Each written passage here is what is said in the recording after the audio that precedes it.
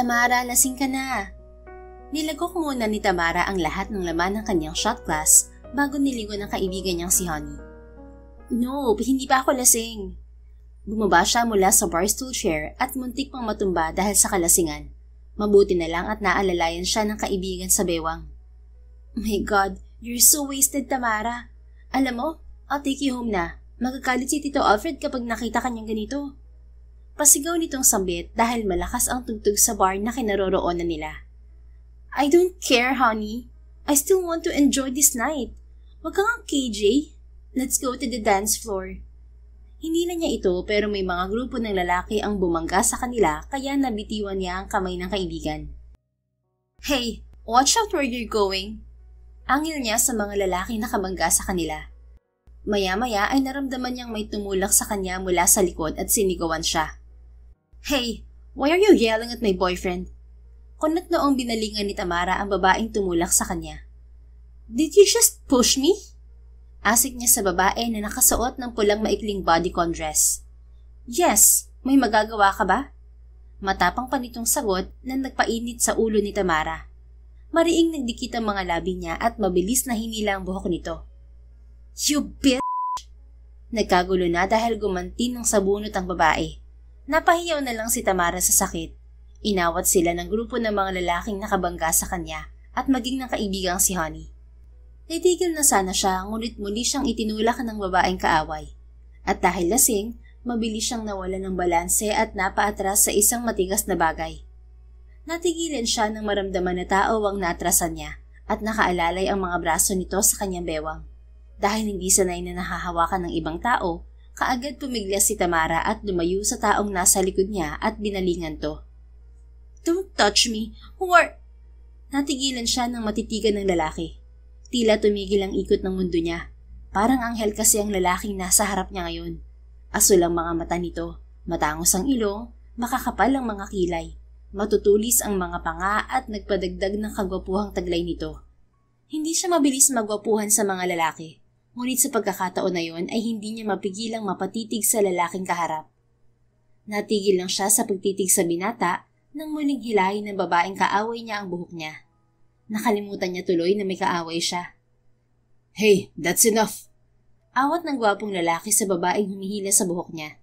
Kaagad namang binitiwan ng babae ang kanyang buhok. Yun ang pagkakataon ni Tamara na gumanti ng sabunot sa babae. Ngunit hinatak siya sa braso ng gwapong lalaki upang awatin. Ikaw din, tumigil ka na. I saw you. Ikaw ang unang nabunot. Napasinghal siya sa sinabi ng lalaki. Gusto niya sanang purihin ito dahil matatas itong magsalita ng Tagalog kahit pahalatang may lahi ito. Ngunit parang bula na naglaho ang atraksyong nararamdaman niya para dito. What? Do you even know na itinulak niya ako kaya ako siya sinabunutan? Angil niya sa lalaki. But still, you could have avoided this mess kung hindi ka na nabunot. Look, everyone is staring at you. It seems like kilala ka nila. Sino mas lugi sa inyong dalawa ng babaeng kaaway mo? Hindi ba ikaw? You have an image to protect. Naghalokip-kip siya ng mga braso habang naniningkit ang mga mata. Hindi naman niya maitanggi na kilala nga siya ng karamihan bilang isang socialite at hindi imposible na kilala rin siya ng gwapong lalaki. It seems like you know me, Mr. Antipatico. Sambit niya sa nangaakit na tinig. Ngunit tila hindi mo lang apektado ang gwapong lalaki at seryosong tiningnan lang siya nito mula ulo hanggang paa. Yes, but not because you're famous. Kilala kita dahil kaibigan ka ng pinsan ko. Kumunot ang noo niya. Si Honey? Isang ismid lang ang isinagot nito bago bumaling sa kanyang likod. Naroon pala ang kaibigan niyang si Honey. Client, it's good thing na nandyan ka. Muntik nang mapaaway ng tuluyan tong friend ko. Tamara, let's go home. Baling ni Honey sa kanya. Napaawang ang bibig ni Tamara nang mapagtantong pinsan pala ng kaibigan niya ang gwapong lalaking nasa harap niya ngayon. Yeah. Take her home and make her sober. Huwag mo hayaang magkalat yan dito. Lasinggerang spoiled brat. Mapang-asar pang sambit ng lalaki bago ito naglakad paalis. Doon lang napansin ni Tamara na wala na roon ang grupo ng mga lalaki at yung babaeng nakaaway niya. Naiwang nakaawang ang bibig niya. Hindi makapaniwala sa pagiging antipatiko ng lalaki na inakala niyang knight in shining armor niya. Kaya naman muli siyang nagsalita. Hey, hindi ako spoiled brat. Come back here, Amerikanong hilaw. Inis na sigaw niya ngunit hindi na siya nito pinansin pa. Tinakpan ni Honey ang bibig niya kaya naman inis niyang inalis ang kamay nito. Why didn't you tell me that you have such an arrogant cousin, Honey? Inis niyang tanong dito. It's because hindi ka naman nagtatanong. Besides, second cousin ko na siya at nakilala ko lang siya last year sa family reunion namin. Sa US siya nakatira at umuwi lang siya dito for personal reason. Let's go na, iuwi na kita. Baka balikan pa tayo rito ng mga nakaaway mo. Hindi na nakaangal pa si Tamara dahil nakaramdam na naman siya ng matinding pagkahilo. Hindi na niya alam ang mga nangyari hanggang sa magising na lang siya kinabukasan na nasa loob na siya ng kanyang malaki at magarang kwarto. Tanghali na pala nang magising siya pero wala siyang pakialam doon dahil wala naman siyang trabaho. Hawak niya ang kanyang oras at kahit wala siyang trabaho ay may pera siyang nakukuha mula sa kanyang ama. Bukod doon, may mga endorsement din siya na tinatanggap ngayon dahil isa rin siyang social media influencer sa TikTok. Tamara, let's talk. Napatigil si Tamara sa paglalagay ng concealer sa ilalim ng kanyang mata. Nakasimangot na lumingon siya sa kanyang ama na kakapasok lamang sa kanyang kwarto. Dad, what is it? Can't you see that I'm busy? Hirap na akong takpan tong eyebags ko. Namewang ito at binigyan siya ng nangangastigong tingin. Saan ka galing kagabi? I went to the bar with Honey, Dad. Wala namang bago ron. May hangover pa nga ako eh. 4 a.m. na ako nakauwi. Nakakainis. Look at my cheeks, Dad. It's getting bigger. Magfa-fasting na talaga ako. My God, Tamara. Ang dami nating problema tapos yung eyebags at pisngi mo lang ang pinoproblema mo. Kailan ka ba titino ha? You're already 25. Sinasayang mong pinag-aralan mo. Hindi kita pinag-aral ng business ads sa bagad ng paaralan para lang magkaganito ka. Dad, I'm still enjoying my life. Wala naman akong hinahabol. I'm still young.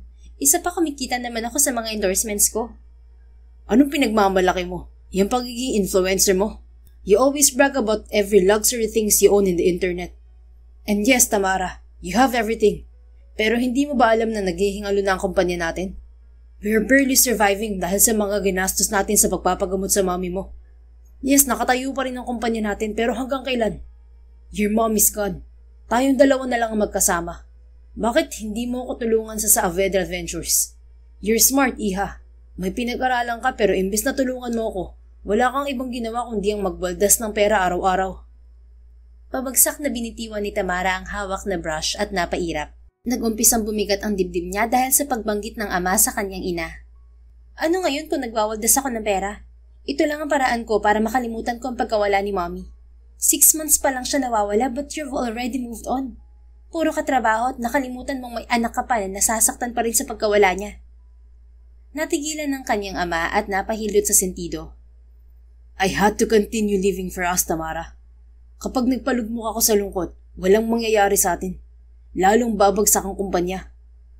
But I was grieving. I'm still grieving about her sudden death.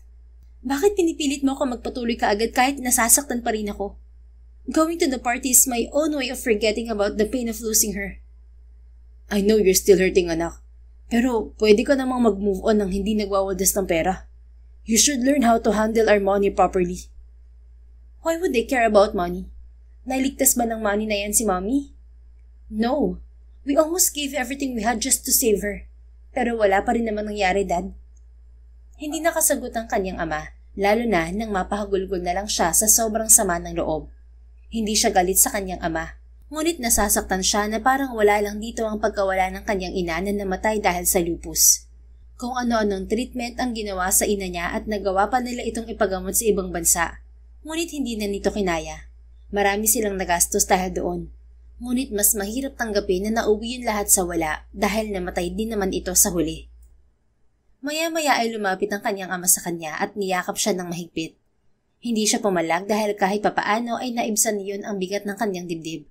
Hindi na siya nito kinibo at hinalikan na lamang siya sa ulo bago ito lumabas ng kanyang kwarto.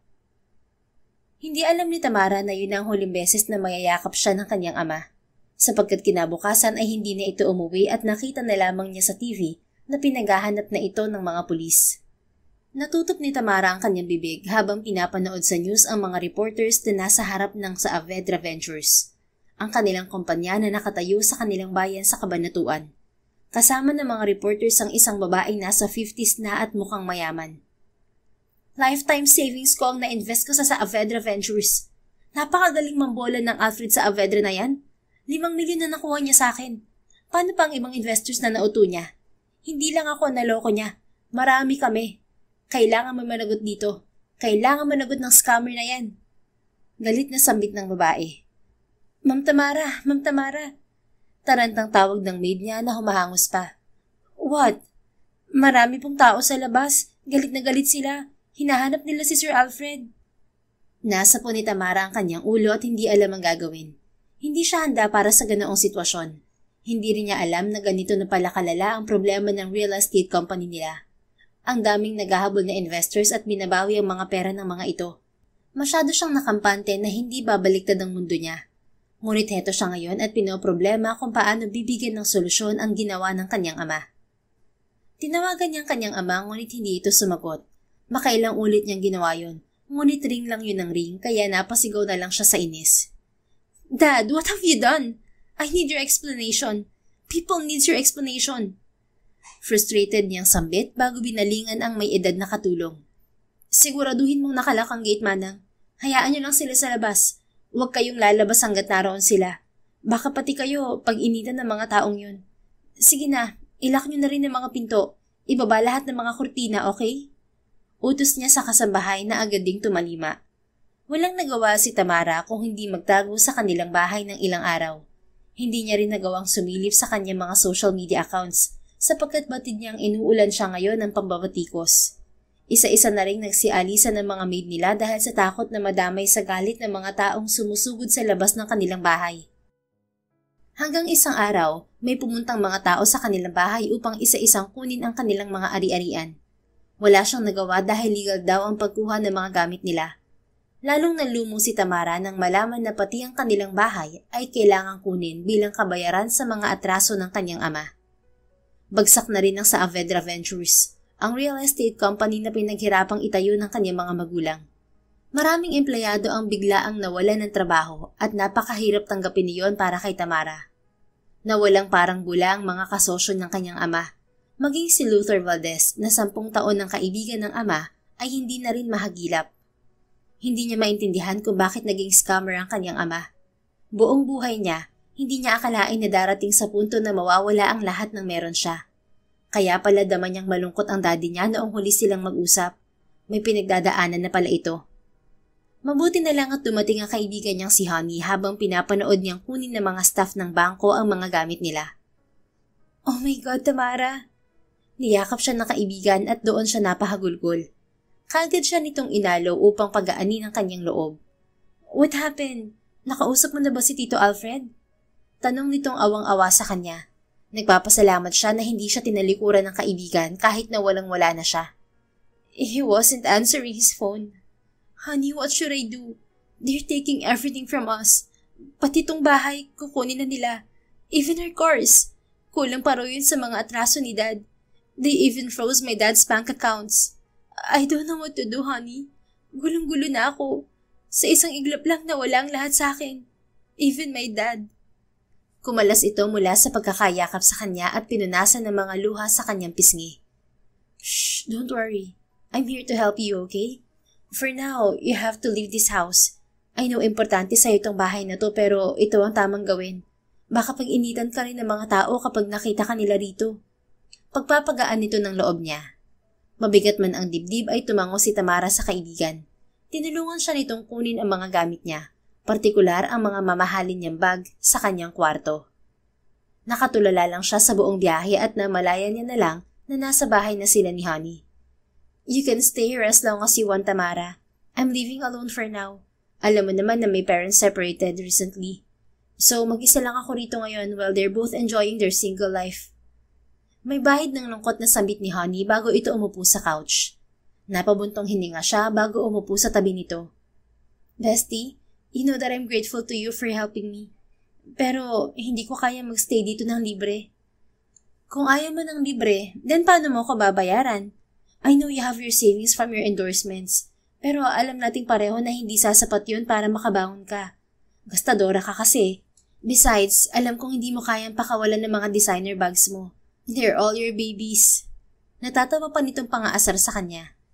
Muli siyang napabuntong hininga. Ngayon niya napagtanto na tama ang kanyang ama sa sinabi nito na hindi sila palaging may pera. Ganoon palang pakiramdam ng mawalan at hindi siya handa para doon. Ngunit dahil nasa mahirap siyang sitwasyon, ay lulunukin niya lahat ng kaartehan niya sa katawan para lamang mag-survive. Then, hire me, honey. Determinado niyang sambit sa kaibigan. Kumunot ang noon nito. Hire you? Saan? Sa milkshake shop mo. Sa Dreamy. Tukoy niya sa sarili nitong business na nakatayo rin sa mismong bayan nila sa Kabanatuan. What? Bakit kita i-hire doon? Do you even know how to use blenders? Nako, baka pasubugin mo lang ang shop ko, Tamara. Wag na. Natatawa pa nitong biro. Napaikot ang mga mata niya. Then, teach me how to do it. Kaysa naman magstay ako rito nang walang bayad. I know you can't hire me sa company ng parents mo because of my family's issue. Kaya doon na lang ako sa business mo. Sige na, bestie. Ayoko namang maging pabigat sa'yo, kaya i-hire mo na ako. Promise, hindi ako magiging pasaway. Napaisip ito. Well, I could hire you, but hindi kasi ako naghahanap ng service crew doon ngayon eh. Our sales are dropping this month dahil may nagtayo rin ng milk tea shop sa kabilang kalsada. Well, malay mo matulungan kitang mapalakas ulit yung business mo. I can use my skills as influencer. I have 1 million followers on my 3 major social media, remember? I can promote Dreamy for free. Come on, bestie. Ayoko kasi talagang maging burden sa'yo. Napatungo ito at ngumiti ng malaki sa kanya. Fine. Hindi naman kita matiis eh. Pero magiging service crew ka muna doon. May bago na kasi ako manager now eh. Saka remind ko lang din sa'yo na minimum lang ang sweldo mo ha. Kulang pa yun sa pang skincare mo, bestie. Ano ka ba? No problem. Ang importante may trabaho na ako. Thank you, bestie. Niyakap niya ito ng mahigpit. Mabigat man ang dibdib, ngunit gumaan yun ng kaunti dahil batid niyang nandoon ang kaibigan niya para sa kanya. Hindi rin nagtagal ay nag-umpisa na rin si Tamara sa trabaho niya sa Dreamy, isang milkshake shop na itinayo mismo ng kaibigan niyang si Honey. Malawak yun at may welcoming ambience. Stylish din ang mga tables and chairs na naroon. Maraming beses nang nakapunta roon si Tamara at yun ang unang beses na papasok siya roon bilang service crew.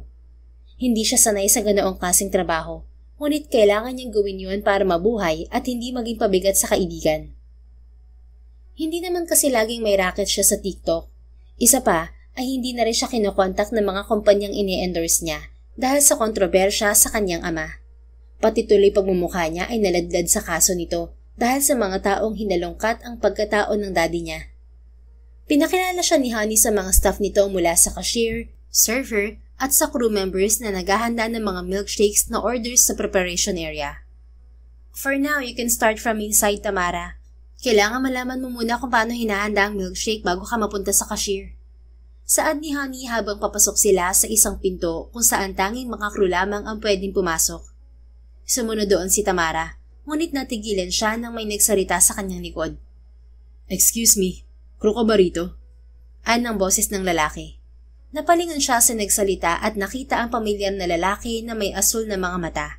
Nakasuot ito ng maroon na polo shirt at gray na apron. May suot din itong maroon na visor at napansin niya kaagad ang name tag sa bandang dibdib nito. Client ang nakapangalan doon. Nagulat man noong una ay napaismid na lang si Tamara. Kung sa ibang pagkakataon ay kikiligin na siya, ngunit naalala niya ang pamamahiya nito noon sa kanya sa bar. Naningkit ang mga mata nito matapos siyang pasadahan ng tingin. You're the woman who made the scene at the bar, right? Kunot noong sambit nito. Hindi alam ni Tamara kung bakit natuwa siya dahil hindi siya nito naaalala nang dahil sa issue na kinakaharap ng ama niya ngayon. Gayunpaman, tinaasan niya pa rin ng kilay ang gwapong lalaki. I guess you couldn't forget me. Ganun ba ako ka-unforgettable? Pangiinis niya sa lalaki. No, you're just one of those women na nagwawala kapag hindi nakukuha ang gusto. Balik nito sa kanya na ikinainis niya. You, client, Tamara, are you two fighting? Takang tanong naman ni Honey at pumagitna pa sa kanilang dalawa. Nakalimutan ni Tamara na magpinsan nga pala ang dalawa at hindi niya inasahan na magtatagpo silang muli ng antipatikong lalaki. You know what, cuz? I'm willing to help you in this store. Really? Saad ni client habang ang mga mata ay nasa direksyon pa rin ni Tamara. Pero hindi ko maintindihan kung bakit nandito ang babaeng to. Ano gagawin na rito? Mag-iinarte? O baka naman mga away ng mga customer mo? Well, I hired her as one of my service crew. And since nandito ka naman, client, please help me teach her. 2 weeks ka nang nandito at sure ako na marami ka nang alam. I'm here as the manager of your milkshake shop, honey. At hindi para magturo sa mga taong walang alam kung hindi mag-TikTok at gumimik. Napaawang ang bibig ni Tamara sa patutsada sa kanya ng lalaki. Excuse me, wala ka ba talagang alam kundi ang i-insult ako? Amerikanong hilaw ha? What did I even do to you para pag-initan mo ako? I just hate immatures like you, miss. Paismi ditong sagot bago naglakad papasok sa preparation area. Kung gusto mo magtrabaho dito, makisama ka at huwag kang puro reklamo. Ayoko sa marating, Miss Konyo. What? Wait, hindi ba sabi mo manager ka ng store na to? Then why are you acting like a fucking owner? It's your obligation to train your newly hired staff. Huwag kang selective sa trabaho, hindi ka boss. Sa ating dalawa, ikaw yata ang maarte eh. Pikon na habol niya rito. Napatigil si client sa paglalakad at lumingon sa kanya nang may nakakainis ng ngisi. As long as hindi ako sinasaway ng pinsan ko sa kung paano kita pakikitunguhan, hindi ako mangingilig sa'yo. Sagot nito bago tuluyang naglakad papasok. Hindi makapaniwalang napatingin si Tamara sa kaibigang si Honey.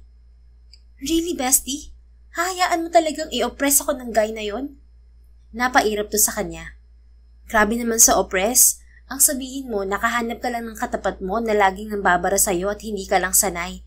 Hayaan mo na siya. Ganun lang talaga yun pero magaling magturo yun. I'm sure na kapag siya ang nakasama mo dito sa work, marami kang matututunan. Sabi lang nun na hindi ka niya tuturuan. Hiya na lang yun sa akin. But how? Palagi niya akong sinusungitan, bestie. Bakit kasi hindi na lang ikaw magturo sa akin or yung ibang staff mo? Sanay si client sa trabahong ganito at mas marami siyang alam sa business sa age na 28. Kung hindi mo na itatanong, he owns Anderson Incorporated located sa US. Nasa food industry siya at ang American father niya, kaya marami siyang alam na ganitong klaseng businesses. Yung Filipino mother niya naman ay may farm businesses din dito sa Philippines. Napasimangot lalo si Tamara. So, client is half Filipino? Kaya pala sanay na sanay siya sa language natin. Pero bakit hindi na lang siya nagstay sa US? Bakit umuwi pa siya dito sa Philippines? Because my dad, who happened to be his mother's cousin, asked for his help on behalf of me. Nalaman kasi ni dad na bumabagsak ang skills ko this past few weeks, kaya tinawagan niya si Tita Selly na ina ni Klein. Ito namang si Klein, gustong-gusto naman talagang umuwi dito sa Pilipinas para makasama ang mami niyang si Tita Selly. Broken family kasi sila. In other words, kaya nandito si Klein dahil gusto niyang makasama si Tita Selly. At pangalawang reason na lang niya ang pagtulong niya sa business ko. Naiinis na napabuntong hininga na lang si Tamara. Ayaw man niyang makatrabaho ang client na yon ay tila wala na siyang magagawa pa. Hindi niya kontrolado ang sitwasyon at naiinis siya sa katotohanan na yon. Don't worry, bestie. Kapag sumobra na siya, magsumbong ka lang sa akin. He doesn't bite naman eh. Yun nga lang, di ka uubra sa kanya basta may ginawa kang mali. Kaya umayos ka ha, huwag mo akong ipahiya kay Klein. Whatever. Napapairap na sagot na lang niya. Maya-maya lang ay nag-umpisa na si Tamara magtrabaho. Pinagsuot siya ni Honey ng puting polo shirt at hairnet dahil daw trainee pa lang siya. Pagkatapos ay umalis na ito dahil may trabaho pa ito sa mismong kumpanya ng pamilya nito na nakalinya din sa pagkain. Si Klein ang humalili sa pagtuturo sa kanya. Sa preparation area pa lang ay hirap na siya mula sa pagsusukat ng ingredients, sa paggamit ng blender, at sa paglalagay ng toppings katulad ng cake crumbs at whipped cream. Faster, Tamara. Hindi pwedeng babagal-bagal ka. Paano na lang kapag peak hour at maraming customers? Puna sa kanya ni client habang pinanonood siya. Can't you see? Nahihirapan ako maglagay nitong whipped cream. Kanina ko pa pinipisil to pero walang lumalabas. Maarteng sambit niya habang pilit pinipisil ang laman ng whipped cream dispenser sa ibabaw ng milkshake na ginawa niya. Can't you see? It's empty, Tamara. Wala nang laman yan kaya gumawa ka ulit. Nakahalokip-kip na utos nito. Naiinis na binalingan niya ang lalaki. How can I do that? Never pa nga akong gumawa ng whipped cream. Bakit hindi mo utusan yung other crew? Ang complicated kaya ng paggawa nito. And also, you can help me naman eh. Hindi yung puro ka utos porket manager ka at pinsan ni Honey. Puro ka reklamo. Hindi ka matututo kung hindi mo susubukan mag-isang gumawa ng whipped cream. Napapadyak sa inis si Tamara at sinamaan ng tingin ng lalaki. Ngunit hindi man lang ito nagpatinag. Tinaasan lamang siya ng kilay. What? Bakit ka ganyan makatingin? Nagrereklamo ka na naman ba, Tamara? I told you, ayaw ko sa maarte. Simpleng ganyan lang, nagrereklamo ka na. Paano pa kapag pinag-serve na kita? Napabuntong hininga si Tamara at ibinaba ang hawak na whipped cream dispenser. Fine. Wala siyang nagawa dahil wala naman siyang kakampi sa lugar na yon. Gusto niyang maiyak pero pinigilan na lang niya. Kaagad niyang kinuha ang whipped cream dispenser at agresibong binuksan yon. Ngunit nagulat siya nang biglang sumabog yon at nagtalsikan ang natitirang laman sa mismong mukha niya. Napanganga siya sa sobrang gulat habang nanlalaki ang mga mata. Oh my God! Ew! Bulalas niya. Narinig niya ang pagtawa ni Klein dahil sa nangyari sa kanya. Sinamaan niya ito ng tingin ngunit hindi ito nagpatinag at nanatiling nakatingin sa kanya habang tumatawa at nakaturo sa kanyang muka. Hindi ko pala nasabi sa'yo na may instances na sumasabog na naman yan kapag hindi dahan-dahan sa pagbukas. Tumatawang sambit nito. Halos umusok tuloy ang ilong niya sa inis. Damn you! Bakit hindi mo sinabi kaagad? Kadiri, nag-skincare pa naman ako. Maarte niyang sambit na paiyak na. Hindi niya gusto na mag-inarte, ngunit hindi niya mapigilan lalo pat nabigla siya sa nangyari. Maya-maya ay huminto na sa pagtawa si Klein nang makitang namumuo na ang mga luha niya sa mata. Narinig niya ang malalim na pagbuntong hininga nito bago ito kumuha ng tissue at lumapit sa kanya. Stay still, sambit nito. Nagulat na lang si Tamara nang marahan itong hinawakan ng isa niyang pisngi at pinunasan ng tissue ang mga whipped cream na nasa mukha niya. Tila natuon siya sa kinatatayuan nang mapagtanto kung gaano kalapit sa kanya ang binata. Malaya niyang natitigan ng asul nitong mga mata habang abala ito sa pag-aalis ng dumi sa kanyang muka. Staring is rude, sambit ni Klein habang nakatitig din sa kanyang mga mata at nakangisi pa. I'm not staring at you. Huwag kang feeler. Mariing tanggi niya, saka ito itinulak palayo at inagaw ang tissue. I'm just helping you. Kung ayaw mo, edi wag. Nakangisi pa nitong sagot.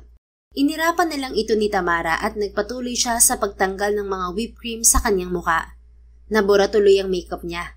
Tinitipid pa naman niya ang makeup niya ngayon. Mabuti na lang at maganda pa rin siya kahit wala siyang kolorete sa muka. Nang matapos ay binalingan niya si client na hawak na ang whipped cream dispenser at paikot na nilalagay na ang charger holder niyon. Pinanood niya kung paano yun alugin ng binata, dahilan upang makita ni Tamara ang paglabas ng mga muscles ng lalaki sa braso nito. Napapalunok na umiwas siya ng tingin dito. Maya-maya ay tinawag siya nito at pinahawak sa kanya ang whipped cream dispenser. Tinuro nito sa kanya ang tamang paghawak at paglalagay niyon sa ibabaw ng milkshake. Para magawa yon, kinailangan nitong hawakan ng kamay niyang nakahawak sa whipped cream dispenser. There you go. Ganun lang kadali. Sambit nito bago binitiwan ng kamay niya.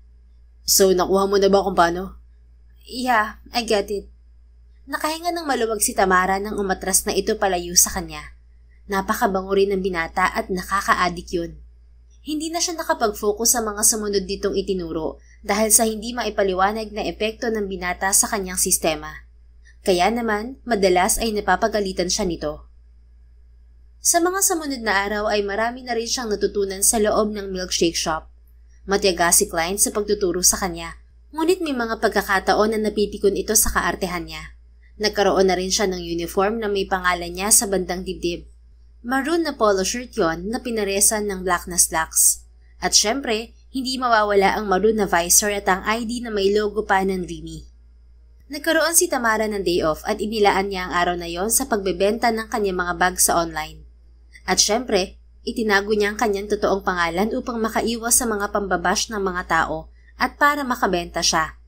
Tuwang-tuwa man nang maibenta ang 3 sa mga designer bags niya, ay naroon ang lungkot sa dibdib niya.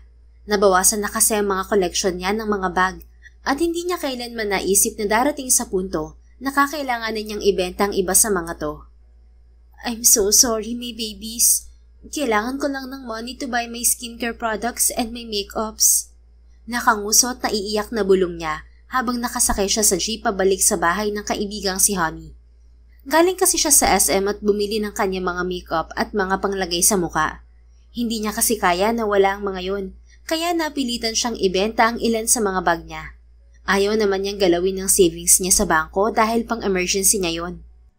Nang makitang malapit na siya sa kanyang bababaan ay kumuha na siya ng barya sa kanyang wallet.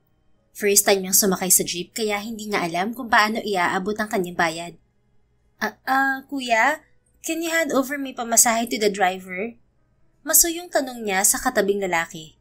Lumingon to sa kanya at kaagad na pangiti nang makita ang itsura niya. Oo naman, Miss Ganda. Nakangisi nitong tugon bago kinuha ang barya niya at ipinasa sa mga katabi nito. Santo! Pasigaw na tanong ng driver kay Tamara. Nasa bandang dulo kasi siya ng upuan. Sa sumakab po, Manong. Sagot niya. Maya-maya ay napatingin siya sa kabilang hilera ng mga upuan. Nakatingin sa kanya mga pasahero nandoon at nagbubulungan. Tila nakilala siya ng mga ito. Umiwas na lang siya ng tingin at tumanaw na lang sa labas ng bintana. Maya-maya ay tumigil ang jeep at bumaba na ang lalaking katabi niya. Dahil wala nang harang, nakita niya ang isang pamilya na lalaki malapit sa kinauupuan niya. Lumingon to sa kanya at nagulat siya nang makitang si Client yun. Nakasuot ito ng puting button-down polo shirt. Nag-uumapaw ang presensya nito sa loob ng jeep kaya marami din ang napapatingin dito. What are you doing here? Mahinang tanong niya rito. What do you think? Sarkastiko nitong tugon. Are you stalking me? Umirap to. You wish. Bakit ka nandito? You're a CEO at nakasakay ka sa ganito? Nasiraan ang kotse ko. Nagmamadali ako kaya hindi ko na nahintay ang mag-aayos ng kotse ko. I'm going to Cabiao to meet my Filipino investor. Kaya nga hindi ako pumasok sa Dream ngayong araw. Natahimik si Tamara dahil mukhang totoo naman ang alibay ng binata. I didn't know na sumasakay ka pala sa ganito. Pangaasar niya rito. Hindi naman ako ikaw. Masyado kang inosente. Kanina pa kaya kita pinapanood. Anong sabi mo kanina? Can you hand over may pamasahe, kuya? Paggagaya nito sa sinabi niya kanina. Stop it! Inis niyang saway dito. Tumawa ito sa reaksyon niya. You look like a lost puppy, Tamara. Hindi ka talaga titigil? An adorable puppy, actually. Napatigil siya nang marinig ang sinabi nito. Nag-init ang pisngi niya sa indirect na compliment na yon. Napaiwas tuloy siya ng tingin. Mabuti na lang at natanaw na niya ang kanto ng bababaan niya. Kaya naman kaagad siyang nagsalita. Ay, here na pala ako. Can you stop na po, Manong? Malakas na pakiusap niya sa driver. Napatingin sa kanya ang mga pasaherong kasama niya. Ang arte-arte? Dinig niyang bulong ng isang babaeng nasa middle age na. Hindi na lang niya ito pinansin at napairap na lang siya sa hangin. Manong, lampas na po ako. Stop na po, please. Tarantang sigaw niya, ngunit tila bingyan driver. Mabuti na lang at kinatok ni Client ang bubong ng jeep. Manong para! Sigaw nito. Biglang tumigil ang jeep, kaya naman napasubsob si Tamara sa espasyong namamagitan sa kanilang dalawa ni Client. Ang akala niya itatama ang mukha niya sa upuan, ngunit naalalayan nito ang kanyang mga balikat. Sandali siyang napatitig sa mga mata ng binata at ganoon din ito sa kanya. Clumsy as always. Napapaismid na saad nito bago siya binitiwan. Ano miss, bababa ka pa ba? Tila inis na tanong ng driver sa kanya. Yes po, sorry. Kaagad siyang umayo sa pagkakaupo at saka bumaba na ng jeep. Tinanaw pa niya si Client habang papalayo ang jeep na sinasakyan nito. Nainis siya lalo nang makita ang nangaasar nitong pisngi. I hate that man. Inis na bulong niya sa kabila ng nakakabiging pagkabog ng dibdib. Naiinis na nagtungo na siya sa bahay ni Honey. Wala ang kaibigan niya dahil nasa kumpanya ito ng magulang. Lumipas pa ang mga araw. Pang-7 araw na ni Tamara ngayon at nakatoka siya sa pagsiserve sa mga customer. Sa lahat ng naging trabaho niya ay doon siya pinakanahirapan sapagkat kailangan niyang makiharap sa mga customers upang ihatid ang orders ng mga ito. Nakadagdag pa sa paghihirap niya ang pagbalanse ng tray na gamit niya sa paghahatid ng orders. Here's your order.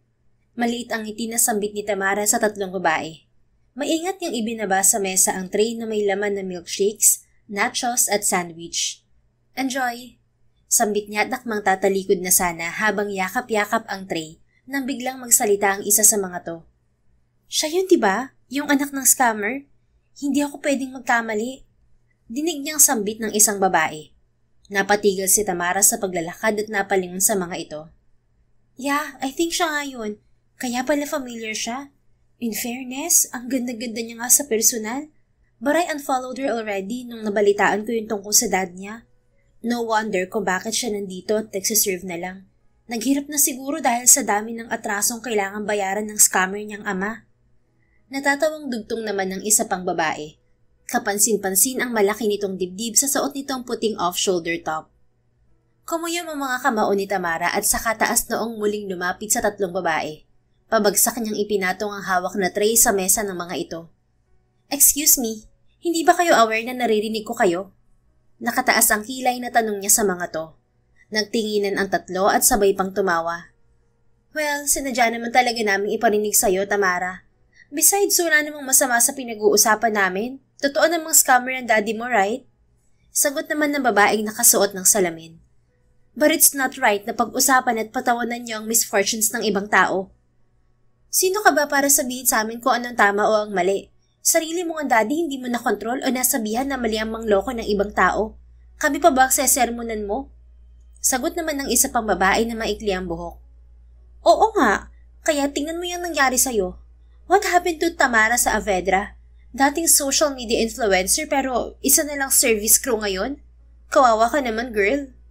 Muling pang-iinsulto ng babaeng malaki ang hinaharap. Nagtawanan pa ang mga ito matapos sabihin yun.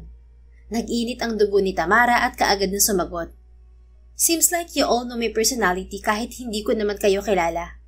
But siguro naman alam nyo na rin na may attitude ako. And that I'm the worst bitch in town. Bago pa makasagot ang mga ito ay dinampot niya na ang 2 milkshake na nasa mesa at kunwaring isinabo yun sa mukha ng 3 babae.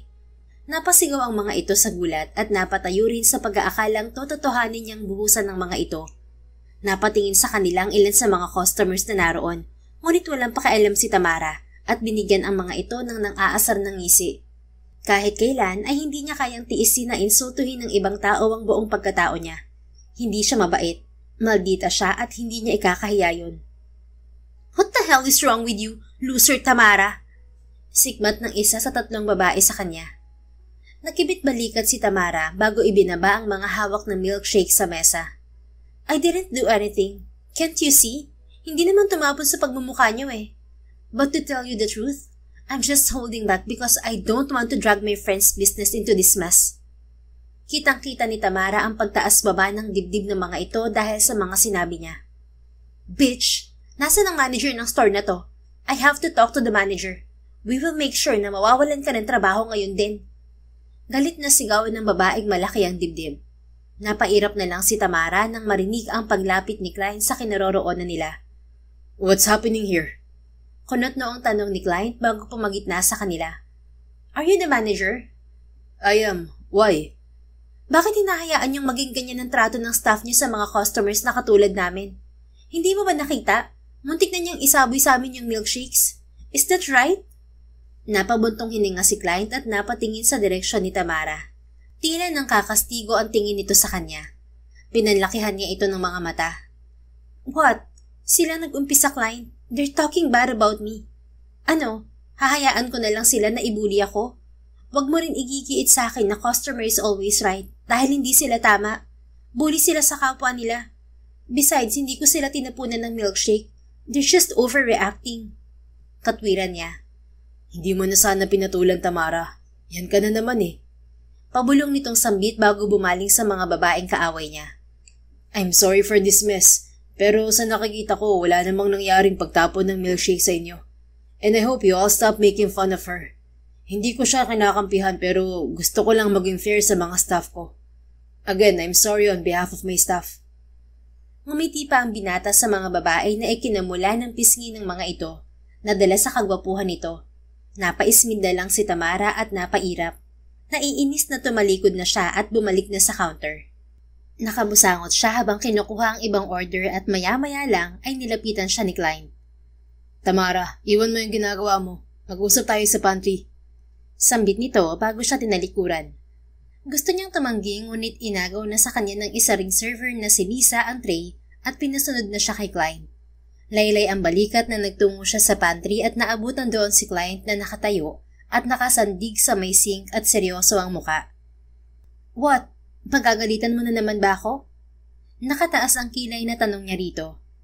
Humalukip-kip ito at pinakatitigan siya. On the contrary, I wanted to praise your patience earlier, Tamara. Kung sa ibang pagkakataon, sinabunutan mo na sila. Pero hindi mo ginawa. Pinaikot niya ang mga mata. I just don't want to drag my friend's business into my personal issues. Tinutulungan na nga niya ako tapos sisirain ko pa ang image ng store niya. That's so mature of you, Tamara. Pero hindi maganda yung ginawa mo kanina. Natutuwa lang ako na hindi ka na masyadong brat katulad nung unang kita ko sa'yo. But I know you can improve more. Your current situation has humbled you, I guess. For the record, hindi ako na-humble ng situation ko na ganito, Klein. I had no choice kaya kailangan ko maging nice ng slight. Kung nasa labas lang kami ng shop kanina, baka nasa bunutan ko na sila. Ang kakapal ng mukha nilang pag-usapan ng life ko. See? You're already thinking about the consequences of your actions. The old brat Tamara won't even think about it. Nag-init ang pisngi niya. Hindi lang dahil sa papuri nito sa kanya, kung hindi dahil na rin sa munting ngiti nito na nagpapakabog ngayon ng mas malakas sa kanyang dibdib. Inalis niya ang bara sa kanyang lalamunan upang itago ang pag-iinit ng pisngi. You know what? Hindi ako sanay na nice ka sa akin. You always called me kaya. Hindi naman pwedeng puro mali mo lang ang nakikita ko, Tamara. Paminsan-minsan, kailangan din kitang utuwin para ma-motivate ka. Nagsalubong ang mga kilay niya sa huling sinabi nito. So, inuuto mo lang pala ako? How dare you? I'm just joking. Loosen up. Nakangisi pa nitong pangaasar sa kanya. Inirapan niya ito. Naalala niya tuloy kung paano makipag-usap si Klein kanina sa mga babaeng nakaaway niya. Partikular doon sa babaeng nakalabas ang cleavage at halos lumuwa na ang dibdib sa laki niyon. Nakangiti si Klein sa babaeng yun kanina. Baka natutuwa sa libreng tanawin. Dahan-dahan siyang napatingin sa kanyang sariling dibdib. Buong buhay niya ay wala siyang nararamdamang insecurity sa katawan dahil alam niyang sexy at maganda siya. Ngunit ngayong nakikita niya ang dibdib niyang hindi kalakihan ay tila nagiinit ang kanyang ulo. Now you're rolling your eyes at me. Sarkastikong untag ni Klein. Bahagya pang natawa. Muli niyang tiningnan ng lalaki. Nagulat pa ang binata dahil matalim ang tingin na iginawad niya rito. Now I know kung bakit inuuto mo ako. I just saw you kanina na nakikipag-smile sa mga beach na yun. Siguro pinagtatawanan niyo ako, no? Admit it now, Klein. Ito naman ang napairap. Kailangan ko silang itian dahil customer sila. At ayaw ko namang mag-iwan tayo ng pangit na image ng mga customers. Besides, hindi kita inuuto. Kapag sinabi kong nag-improve ka talaga. Stop being jealous. Mas maganda ka sa mga yun. Anang binata bago naglakad na palabas ng pantry. Naiwang nakanganga si Tamara habang tila nagmumurang kamatis na ang pisngi dahil sa pamumulan niyon. Mahina niyang tinampal ang magkabila niyang pisngi at sinaway ang sarili. What the heck, Tamara? Sinabihan ka lang na maganda tapos nagbablush ka na? Naiinis na bulong niya sa sarili. Hindi niya rin maintindihan ng sarili niya. Lumaki siyang palaging nakakarinig ng papuri sa kanyang pisikal na anyo mula sa iba't ibang tao. Ngunit wala ni isa sa mga ito ang nagpainit sa kanyang pisngi katulad ng epekto ni Klein sa kanya. Oh my gosh, crush ko na ba siya? No way, gwapo lang siya pero napaka-antipatiko niya. Napapailing na bulong niya. Kaya naman nang bumalik siya sa trabaho ay hindi na niya kinibo pa si Klein. Bumalik na rin naman kasi ito sa pagiging istrikto dahil oras na ng trabaho. Lumipas muli ang isang linggo at hindi pa rin makamove on si Tamara sa pagiging maliit ng kanyang dibdib. Hindi dapat big deal yun sa kanya, ngunit dahil kay Klein ay naging insecurity niya yun bigla. Kaya naman habang nasa bahay siya ng kaibigang si Honey at nagpapahinga sa sala, ay lutang na lutang ang kanyang utak. Bumalik lang siya sa kanyang ulirat nang yugyugin siya ng kaibigan habang tumitili ito sa tuwa. Look, bestie, magmula nang maging manager ko si Klein, tumaas ang sales ng Dreamy. Nakatulong talaga yung suggestions niya na maglagay ako ng ibang menu choices katulad ng nachos, sandwiches at saka mga fraps. Oh my, ang galing! Tuwang-tuwang samit ni Honey. Binakita nito sa kanya ang mga sales inventory nitong mga nakaraang linggo. At totoo nga na tumaas ang sales nila. Natutuwang niyakap niya ang kaibigan. Totoong masaya siya para dito. Congrats, bestie! Thankful ako kay Klein for helping me manage my store. But also, I'm grateful dahil hindi ka sumuko sa milkshake shop ko, Tamara. Ikaw ang nagsuggest na magkaroon tayo ng live band performance every weekend to attract more customers. And naging effective din yun. Sa ating dalawa, mas may alam ka sa business. Kaya super thankful talaga ako sa inyong dalawa ni Klein. Ano ba? Stop being dramatic. Suggestion ko lang yun, no? Pero ikaw ang gumastos, honey. Napapairap niyang tugon, ngunit ginitian niya rin ang kaibigan. Nagharutan pa sila sa sala bago nagpaalam ang kaibigan na mauuna ng matulog. Nagpaiwan siya sa sala at kinuha ang naiwang laptop ni Honey sa coffee table. Nag-research siya ng tungkol sa breast implants dahil gusto niyang malaman kung ano ang mga pwedeng side effects niyon sa tao. Naalala niya kasi na tila hindi natural ang pagiging malaki ng dibdib ng babaeng nakaaway niya noong 1 linggo sa Dreamy. Memory loss? Infections? No way! Nakangiwing bulong niya habang nag-i-scroll ng results sa Google. Are you thinking of having a boob job? Napasigaw siya sa gulat nang may magsalita sa kanyang likod. Kaagad niyang isinara ang laptop at bumaling sa likod niya. Nanlaki ang kanyang mga mata nang makitang nakatayo roon si Klein. Nakasuot ito ng puting sleeveless top at gray pants at tila kagigising lamang nito. What the hell are you doing here? Pusa ka ba? Hindi ka man lang marunong kumatok? Gulat at inis niyang tanong dito.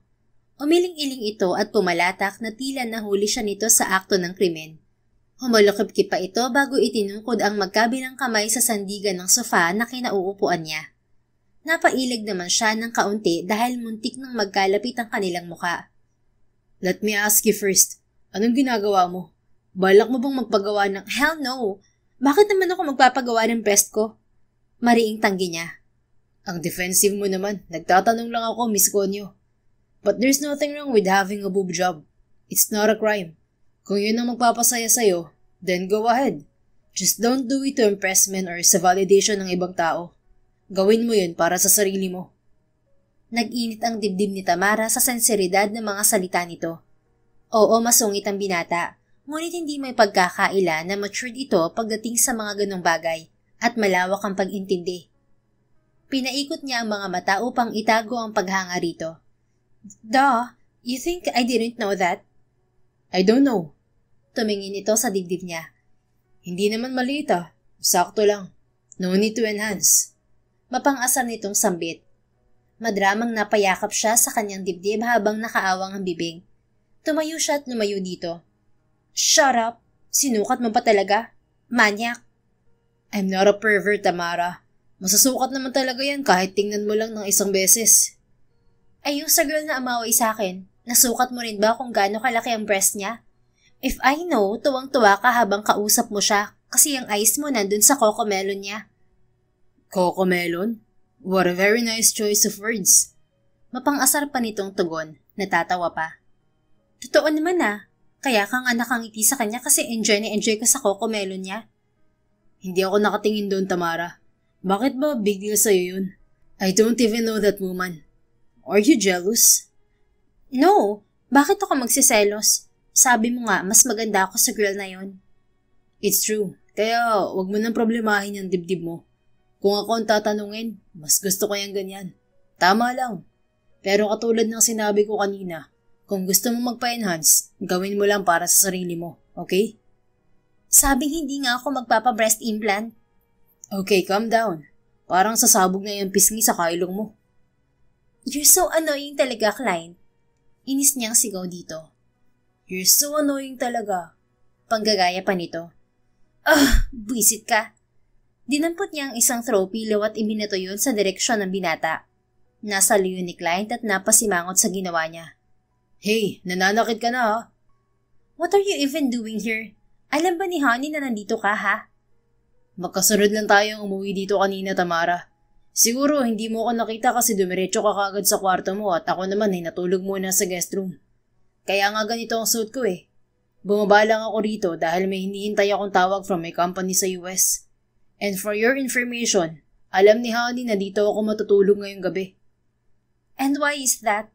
Hindi ba may house ka naman kasama ang mommy mo? Takang tanong niya rito. Nabanggit din kasi sa kanya ni Honey na sa kabanatuan din ito nakatira ngayon kasama ang ina nito. Nagkibit-balikat si Client at saka pabagsak na umupo sa couch. Well, nag-away kasi kami ni Mom. I don't wanna stay at her house tonight. Baka mas talo kaming mag-away. Why are you fighting with your mom? Swerte ka nga kasi buhay pa ang mommy mo. Napapairap na tugon ni Tamara bago umupo sa katapat nitong couch. She wants me to stay here for good, but I can't. I have a company to run. At ayaw ko ring iwan mag-isa doon si Dad. Well, just visit her more often. Yun ang sinabi ko sa kanya pero hindi sapat yun. Gusto niyang manatili ako rito, pero hindi pwede. A few more weeks ay aalis na ako. Sinisiguro ko lang na maganda na talaga ang takbo ng business ni Honey. Tila may pumiga sa puso ni Tamara nang maisip na aalis na pala ang binata. Hindi niya alam kung bakit siya nalulungkot sa isiping yon. Hindi niya dapat nararamdaman yun kay Klein. Do you have Filipino friends there? I mean, sa US? Pag-iiba niya ng usapan upang ilihis ang kalungkutang bumabalot ngayon sa puso niya. Marami. Kaya nga sanay na sanay ako magtagalog eh. How about you? Do you have other friends other than my cousin? No. I hate everyone except Honey and my dad. Tumamlay siya bigla nang maalala ang kanyang ama. Gusto niyang malaman kung ano na ang kalagayan ng ama, kung kumakain ba ito o kung saan ito natutulog. Nag-init ang kanyang mga mata at namalayan na lang niya na umiiyak na pala siya. Tila nabasa naman ni Client ang nararamdaman niya. Did he call you? Balita ko, hinahanap pa rin siya ng batas hanggang ngayon. Pinaikot niya ang kanyang mga mata. Gosh, they already took away our properties. Kulang pa ba yun? Billions ang natangay ng dad mo, Tamara. Kulang talaga yun. I know. I just don't understand kung bakit nagawa ni dad yun. He always value his principles over money. Kaya hindi ko maintindihan kung bakit kailangan niyang mang-scam. I want to talk to him. Gusto ko marinig ang explanations niya. Gusto ko marinig na hindi totoo ang lahat. Because I know him, Klein. I know my father very well. So you believe that he's innocent? No one would believe that, Klein. Even you. Tumitig siya rito at nakipagtagisan naman ito ng tingin sa kanya. Maya-maya ay tumayo ito at naglakad palapit sa kinauupuan niya. Habang papalapit ito ay hindi mapigilan ni Tamara na tumitig sa asul ng mga mata nitong nilulunod ang katinoan niya. Tila balo ng mga yon na nais niyang pasukin. Bumalik lang siya sa katinoan nang huminto ito sa harap niya at yumuko upang magpantay ang kanilang mga muka. Tamara, if you really believe that he's innocent, then keep believing and keep hoping. Sa ngayon, mag-focus ka na lang muna sa self-improvement mo. Keep learning about new things. Huwag na masyadong maarte.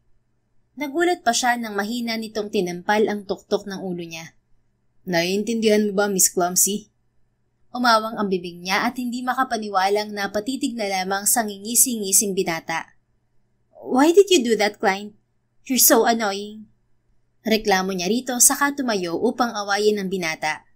Ngunit tila nalunok niya ang kanyang dila nang mapagtantong sobrang lapit na nila sa isa't isa. Nabura din ang ngisi sa mga labi ng binata at nakatutok na ngayon ang mga mata sa kanyang mga labi. Walang ano-ano ay bigla siya nitong sinugaban sa labi habang hawak ang magkabila niyang pisngi. Nanlaki ang kanyang mga mata sa gulat, ngunit unti-unti rin siyang napapikit dahil sa nakakalasing na paraan ng pagsiil nito sa kanyang mga labi. Maya-maya pa ay pinulupot niya ang mga braso sa batok ng binata, dahilan upang mapaungol to. Marahan siya nitong tinulak paupo sa couch habang hindi pa rin binibitiwan ang mga labi niya. Naramdaman ni Tamara ang init na unti-unting namumuo sa kanyang puson at tila hindi niya na yun kayang pigilan pa, lalo na nang gumapang ang mga kamay ng binata sa kanyang hita. Hinawakan niya ang laylayan ng suot nitong sleeveless top upang hubarin yon. Ngunit kagad siyang pinigilan ng kamay ng binata. Kumalas ito sa halikan nilang dalawa at hinihingal na tumitig sa kanyang mga mata. Let's stop now, Tamara. Why? Na-turn off ka ba? Kunot noong tanong niya. Tumawa ito ng mahina. Of course not. As much as I want to continue, ayokong gawin ng bagay na yun nang hindi ko nililinaw kung anong nararamdaman ko para sa'yo. But since we've come this far already, I'll say this to you. I like you, Tamara. I like the way you roll your eyes at me. I like the way you try to improve yourself. And I also like how perfectly imperfect you are. Nag-init ang dibdib ni Tamara sa mga sinabi nito. Akala ko ba ayaw mo sa spoiled brat? Sa maarte like me? Well, I eat my words. Natatawa nitong tugon. Sa araw-araw ako naiinis sa'yo sa shop. Araw-araw mo ring pinapabilis ang tibok na puso ko. Gustong-gusto ko na naiinis ka sa akin at sinasagot mo ako sa tuwing naiinis ka at nangangatwiran. I find it cute. Cute ba yun? Sumasagot sa manager? I don't even call you sir kahit na sir sila ng sir sa'yo sa shop. I don't care. Mas gusto kong tinatawag mo ako sa pangalan ko lang. Umalis ito sa kanyang ibabaw at saka tumayo. Tinulungan din siya nitong makatayo at inayos pa ang nagusot nitong sleepwear. Good night, Tamara. Magpahinga ka na. Nakangiti pa nitong sambit habang walang lubay ang pagkakatitig sa mga mata niya.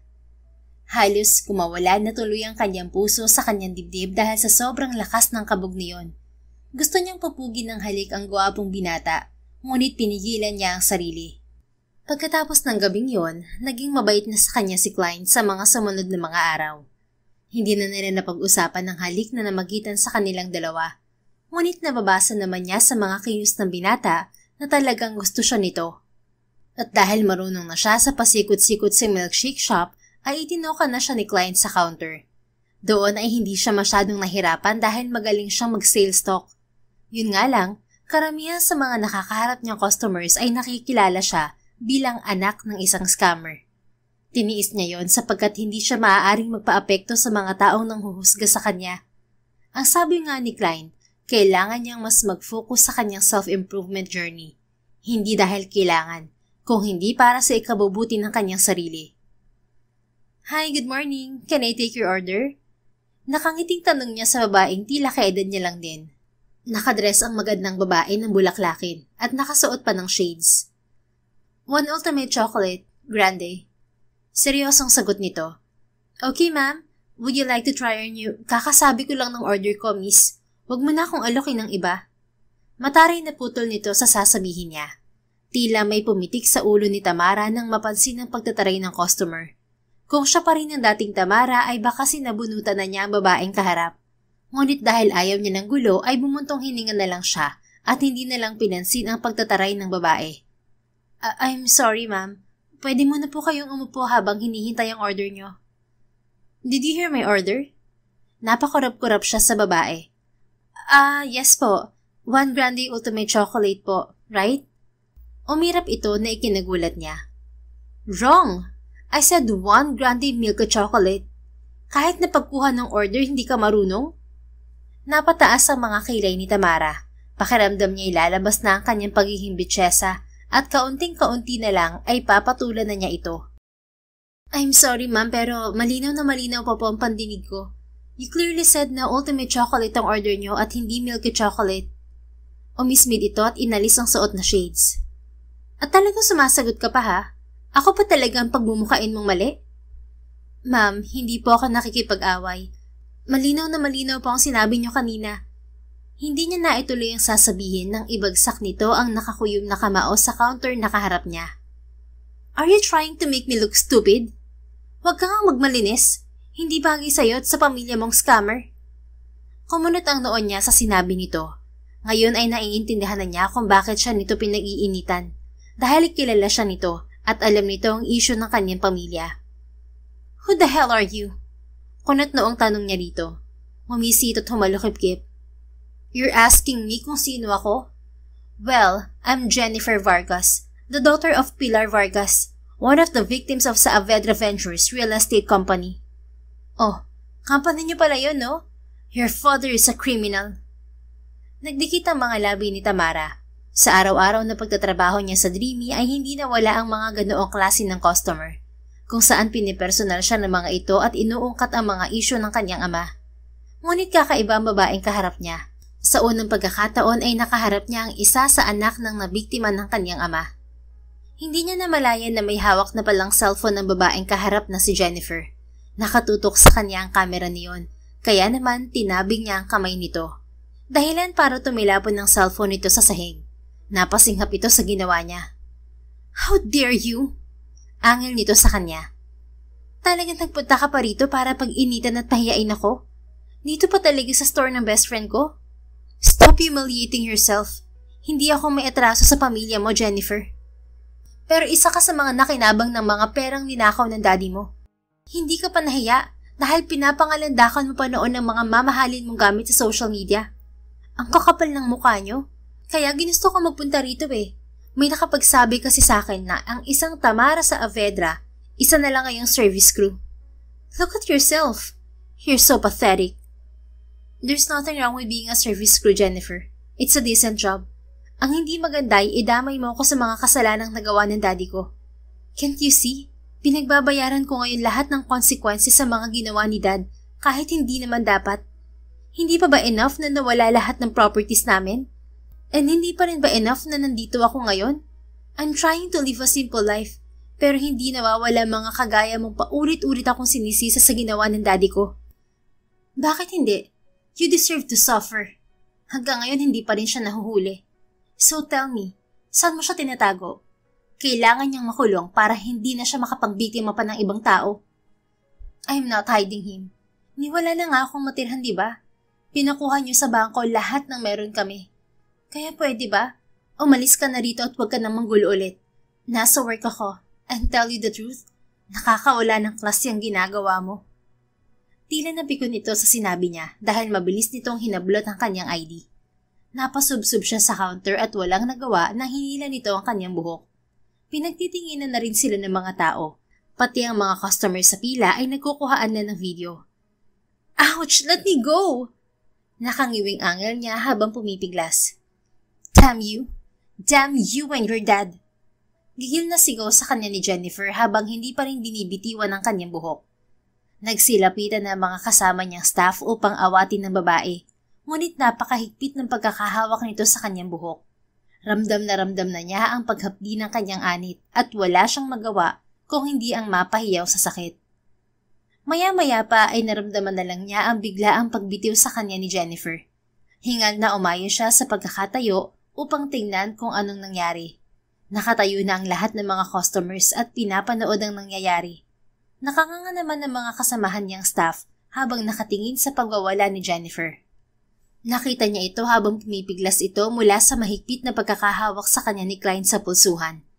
Hindi niya alam kung saan nanggaling ang binata dahil ang alam niya ay nasa loob ito ng preparation area kanina. Ano ba? Bitiwan mo ako! Angel ni Jennifer kay Klein. You don't go here and hurt Tamara. Not in here. Not in front of me.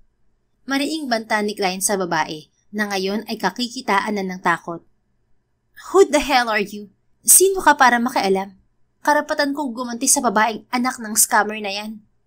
I am the manager of this store, and you have no right to hurt anyone in this store. Tumawa ng pagakang babae. Manager? Manager ka lang pala. And here you are, acting like a CEO of a big company. Are we talking about a big company? I have one running in the US, miss. Kitang-kita ni Tamara ang pagkagulat sa mukha ng babae nang marinig ang sinabi ni Klein. And so, niyayabangan mo ba ako? Eh di dun ka sa kumpanya mo, umuwi ka na sa bansa mo. I'm not here to brag, miss. Hindi ko lang kayang makita na sinasaktan mo si Tamara. At huwag kang racist. Everyone is watching you right now. Baka mag-viral ka at masira ang buhay mo sa ginagawa mong to. Binitiwan na ni Klein ang pulsuhan ng babae at isa-isang tiningnan ng mga customers na nanonood sa kaguluhan. Everyone, I'm sorry for this mess. I know some of you are taking a video, so I'll take this opportunity to give a message. Klein, tawag ni Tamara sa binata. Sandali itong lumingon sa kanya at binigyan lang siya nito ng nag-aalalang tingin. Kinakabahan tuloy siya sa hindi malamang dahilan. Muli itong bumaling sa mga customers na nanonood at saka nagsalita ulit. Alam kong maraming galit kay Tamara dahil sa issue ng kanyang ama. Alam kong ang iba sa inyo ay kumakain lang dito para makita ang kalagayan niya at ipahiya siya. At alam ko rin na hindi lahat ay maiintindihan ng gusto kong ipakiusap sa inyo. Pero alam ko, meron at mayroong makakaintindi ng sitwasyon niya ngayon. Kaya pakiusap, tigilan niyo na ang pagdamay kay Tamara sa kasalanan ng tatay niya. Marami nang nawala sa kanya. Ang daddy niya, mga properties nila, at maging ang respeto niyo sa kanya bilang tao. Pero kahit ganun, sinusubukan niyang bumangon at magpatuloy, kahit masanay siya sa marangyang buhay. This shop never judged her and her family background. Dahil nauunawaan namin at lahat ng staff dito, pati ng owner nito, nalabas siya sa issue ng tatay niya. Klein, mahinang sambit ni Tamara, ngunit tila hindi siya narinig ng lalaki. Walang kasalanan si Tamara. Pero alam niya at naiintindihan niya ang pinanggagalingan ng galit ng mga nabiktima ng ama niya. Please open your eyes and see how this woman tries to be a better person. Kung nakakasama niyo siya araw-araw, I'm so sure that you'll be proud of her. Oo, maarte siya. Oo, konyo siya magsalita madalas. At oo, spoiled brat siya dati. Pero hindi ibig sabihin nun masamang tao na siya. She's not perfect, but for me, she made my world more wonderful. Kaya sana bigyan natin siya ng chance na mabuhay ng maayos at hindi niyo hinuhusgahan. Nang ibabaw ang bulungan sa paligid, napanganga na lang si Tamara sa mga sinabi ni Klein. Sobrang bilis ng kabog ng kanyang dibdib ngayon dahil sa mga binitiwang salita ng binata. Para sa kanya, isa yung klase ng love confession para sa kanya. At ipinaalam yun ng binata sa buong mundo ng walang pag-aalinlangan. Dahil lutang, hindi na namalaya ni Tamara na hatak-hatak na ni Klein ang kamay niya habang papalabas sila ng Dreamy. "Where are we going?" tanong niya rito. I'm taking you out there for a while. Hanggat nandun ka, hindi ka titigilan ng mga yun. Baka magtawag pa ang babaeng yun ng mga kasama at pagtulungan ka. Some people are posting their videos on social media. Kaya malamang kuyugin ang shop mamaya ng mga tao at baka saktan ka nila. Naramdaman ni Tamara ang init sa kanyang dibdib dahil sa pag-aalala sa kanya ng binata. Gayunpaman, naisip niya na madadamay ito sa mga pambabatikos na natatanggap niya dahil ipinagtanggol siya nito. Nasa parking lot na sila at papasok na sila sa kotse ni Klein nang huminto siya at iwakli ang kanyang kamay mula sa pagkakahawak nito. Napahinto ito sa paglalakad at napatingin sa kanya. What? Kunot noong tanong nito. Hindi mo dapat ginawa yun, Klein. Ang alin? Yung pinagtanggol kita? Tamara, I had to do that. Hindi ko kayang panoorin ka lang nasaktan at insultuhin ng kahit na sino. Pero madadamay ka sa hate nila sa akin. You're running a big company sa US, tapos naliling ka sa isang katulad ko na maraming issues. Iisipin nila na may relationship tayo, and they're gonna drag you down with me. Hindi mo ba naiisip yun, Klein? Agresibong gumalaw ang panga nito habang mariing nakatitig sa kanyang mga mata. I don't care, Tamara. They can hate me all they want, pero hindi ko hahayaan na mag-isa mong harapin to.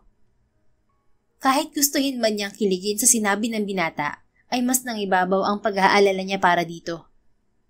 Wala kang pakialam sa image mo? God, binaproblema ko na nga ang image ng Dreamy dahil sa mess na nangyari ngayon. And here you are, saying you don't care about people hating you. Their hate won't affect my company, Tamara. Marami nang napagdaanan ng kumpanya ko bago makarating sa kung anong meron to ngayon. Bakit mo ba iniisip ang kumpanya ko? Think about yourself. But I could be the weapon they can use to bring you down, Klein. Kayong dalawa ni Honey. Nadadamay na kayo dahil sa akin. At natigil siya sa pagsasalita nang hawakan ni Klein ang magkabila niyang pisngi upang pakalmahin siya. Naging epektibo yon dahil naglaho lahat ng kanyang iniisip at tanging asul na mga mata lamang nito ang nasa utak niya. Everything's gonna be okay. I'll protect you. I promise. Napaluha siya sa sinabi nito. Bukod sa kaibigang si Honey ay si Klein din ang naging lakas at inspirasyon niya upang magpatuloy sa mga nakaraang araw. Kung wala ang mga to, baka nawalan na siya sa direksyon. Why are you doing this, Klein? Bakit nandito ka pa rin para sa akin? Hindi sumagot ang lalaki at kinuha lamang ang kamay niya upang idikit sa dibdib nito. Damang-dama niya ang mabilis na tibok ng puso nito. Ang mga mata nito ay mariing nakatitig sa mga mata niya. I already told you about how I feel towards you, Tamara. And every day, it gets deeper. Mas lalong napaluha si Tamara. Hindi na rin niya maipagkakaila ang nararamdaman para kay Klein. Unang beses pa lang na nasilayan niya ang gwapong binata na may asul na mga mata ay batid niyang mahuhulog at mahuhulog siya rito. Masaya siya dahil pareho sila ng nararamdaman.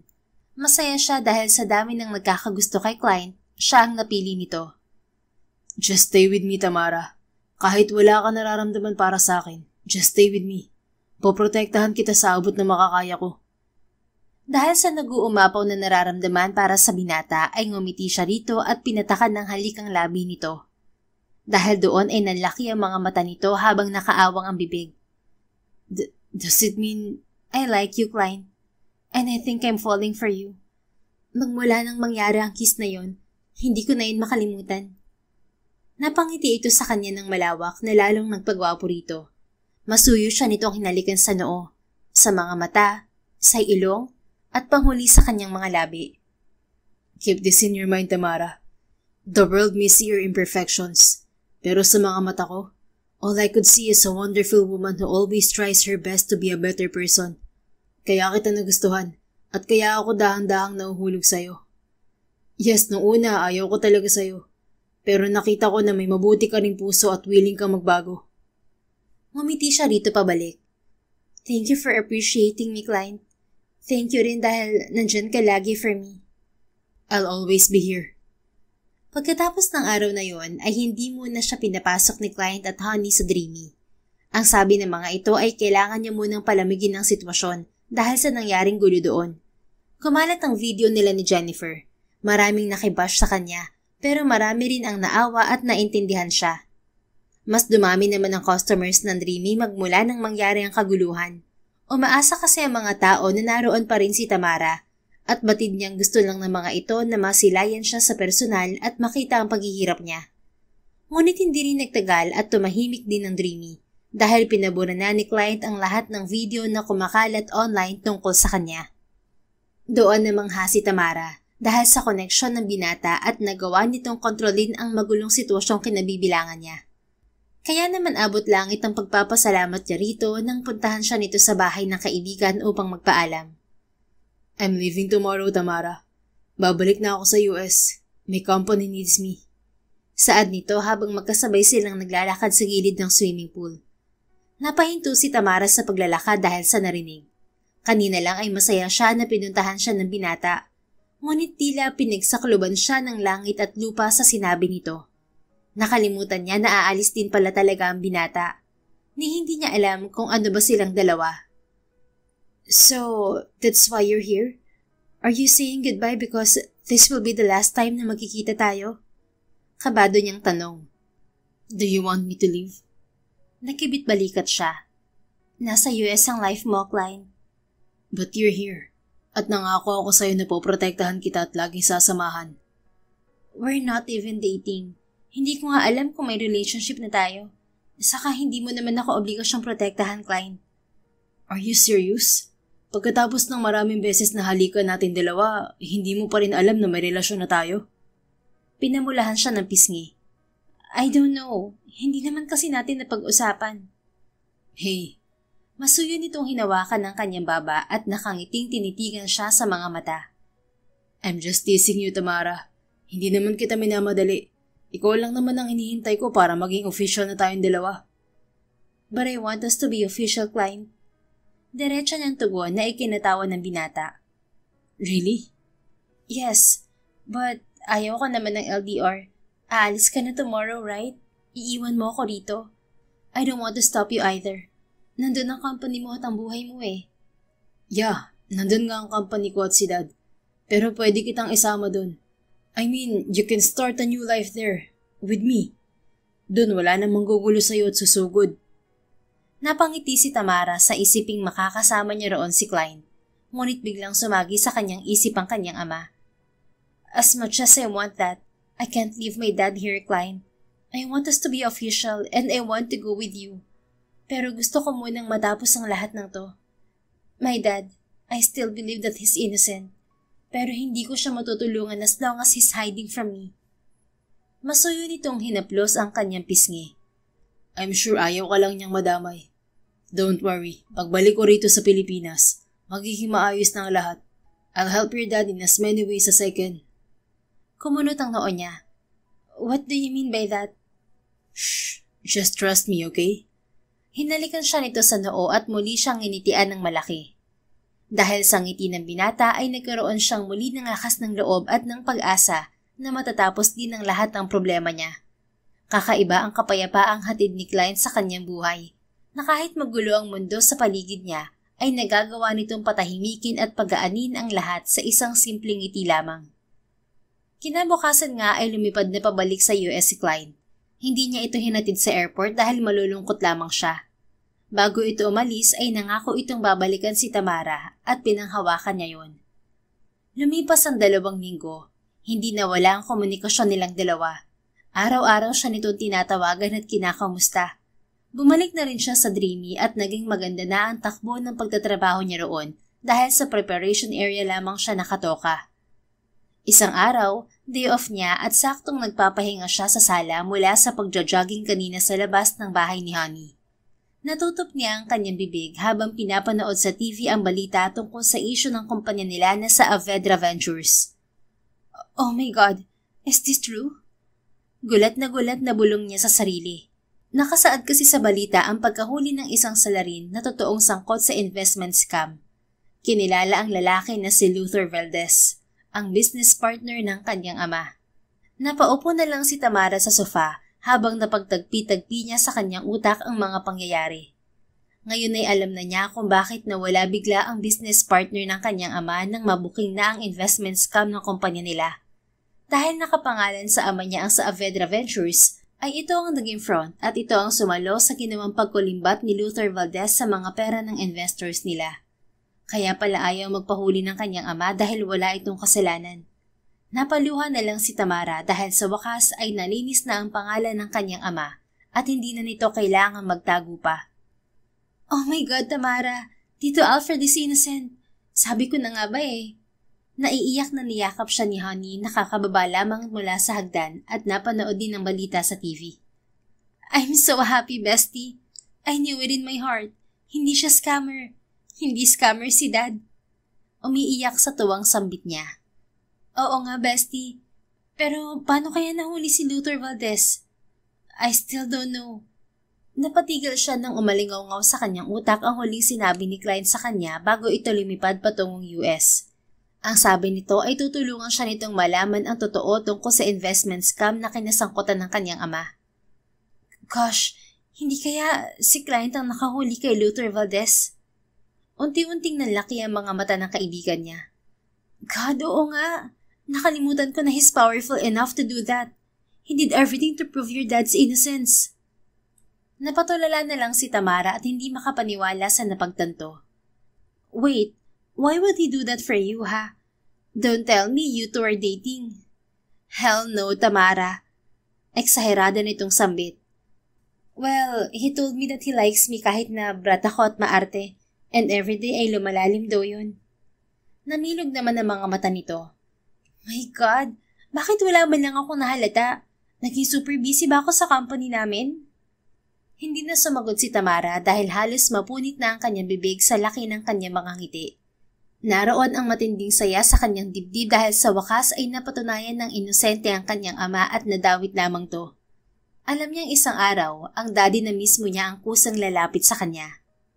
Sa araw ding yun ay tumawag sa kanya si Klein. Nakabalik na pala ito galing sa US at sinundo siya nito sa bahay ng kaibigan. Did you hear the good news, Tamara? Nakangiti nitong bungad. Matapos siya nitong yakapin ng mahigpit at halikan sa noo. Nasa loob na sila ng kotse nito. Yes, I'm so happy. But I just don't know kung bakit hindi pa nagpapakita sa akin si Dad.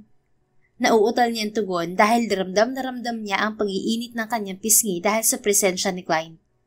Sobrang namiss niya ang amoy ng binata, ang kagwapuhan nito, ang asol nitong mga mata at ang mga ngiti nito. Well, I have a surprise for you. Nakangiti pa nitong sambit. Maya-maya lang ay lumiko sila sa isang mamahaling restaurant sa Kabanatuan.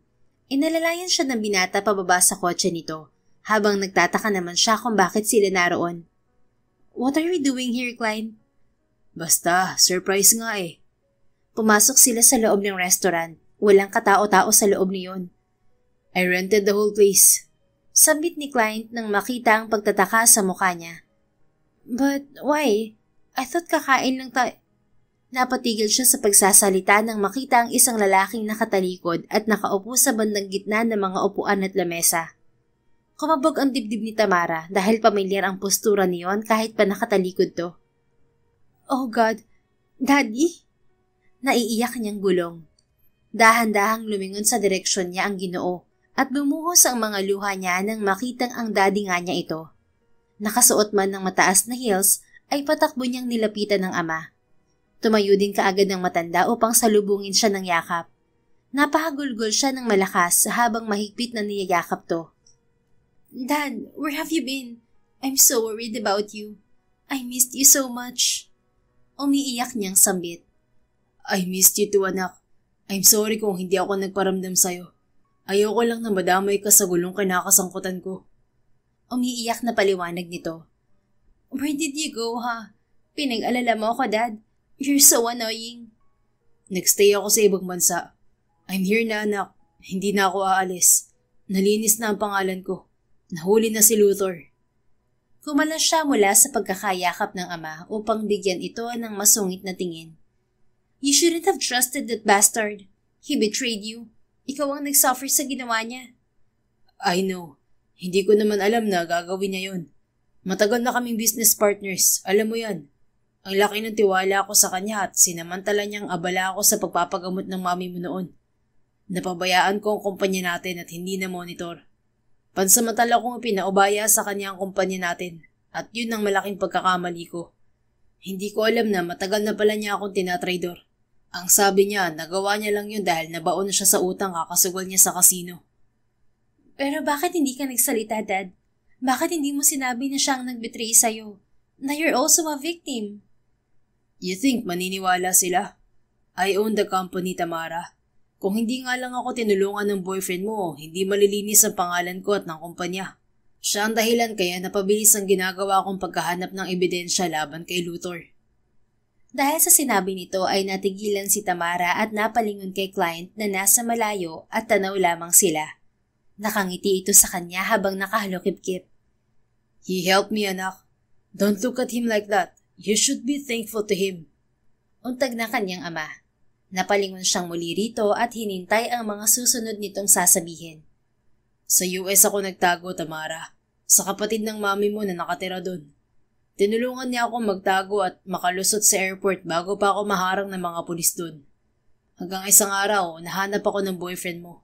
Nagpakilala siya sa akin. Sinabi niya na tutulungan niya ako tungkol sa kaso ko. Sinabi ko sa kanya lahat ng alam ko para matulungan niya akong malinis ang pangalan ko.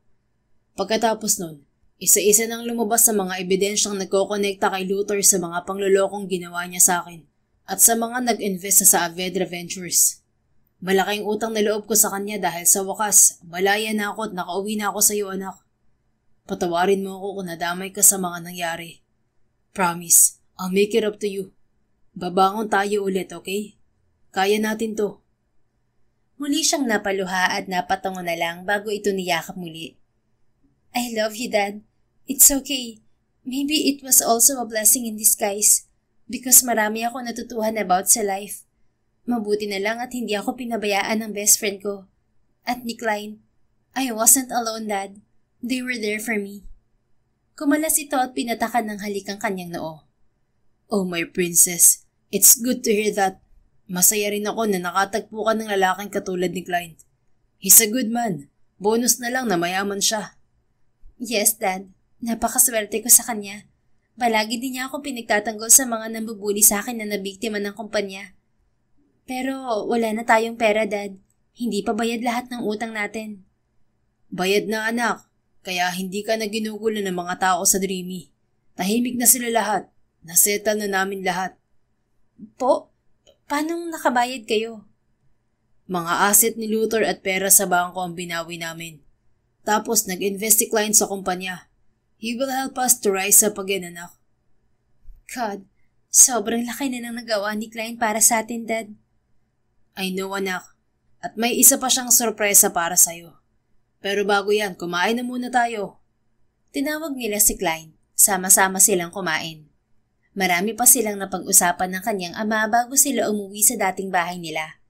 Nagulat pa siya dahil ang pagkakaalam niya ay kinuha na yun ng bangko. Subalit nalaman niya na nabawi yun ni client nang walang kahirap-hirap.